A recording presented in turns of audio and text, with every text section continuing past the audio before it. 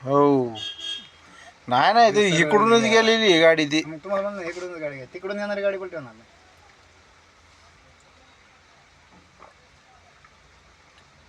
पा 2 क्रेन लावले ते त्या टँकरला उचलायला आणि दुःख पडत चाललंय आणि एवढं ट्रॅफिक लागलंय.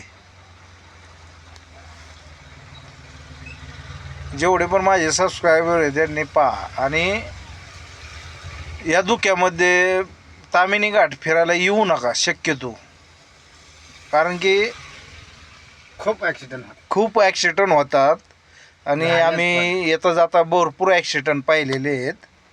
त्यामुळं तुम्ही जर तुम्हाला फिरायला यायचं असेल तर जरा पावसाचा थेंब थांबल्याच्या नंतरनेच तुम्ही अंदाज घेऊन अंदाज घेऊन या तामिनी घाटात फिरायला.